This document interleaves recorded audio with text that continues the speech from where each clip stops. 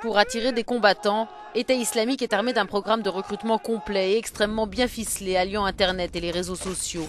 Des milliers de jeunes occidentaux se sont laissés endoctriner, dont beaucoup n'ont pas de réelle notion de l'islam. C'est le cas de Reda. Il est né et a grandi aux Pays-Bas avant de séjourner en Belgique chez son oncle. Là, il se radicalise et en seulement 2 mois se retrouve en Syrie dans les rangs des djihadistes. Aujourd'hui, son père regrette de ne pas l'avoir initié à la religion.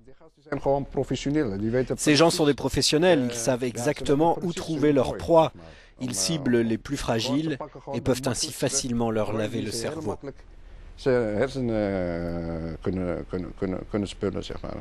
La colère d'un père aux Pays-Bas et le désespoir d'une mère ici en Géorgie. Son fils fréquentait une école située à proximité d'un bâtiment abritant des Wahhabites, une branche fondamentaliste de l'islam. Parti en classe un matin avec un de ses amis, l'adolescent n'est jamais revenu. Quand vous répétez tous les jours à des jeunes de 16 ou 18 ans que le djihad est la meilleure des choses, qu'ils iront au paradis et qu'ils recevront beaucoup en retour, ces enfants pensent que c'est vrai, dit-elle.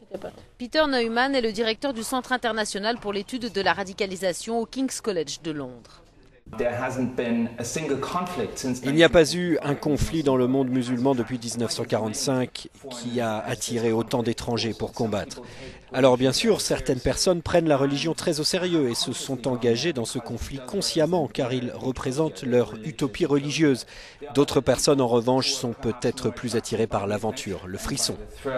Pour l'analyste, État islamique a été très performant dans le recrutement car il a fait preuve d'ingéniosité en déversant sa propagande dans de nombreuses langues européennes, ce qui n'avait encore jamais été fait.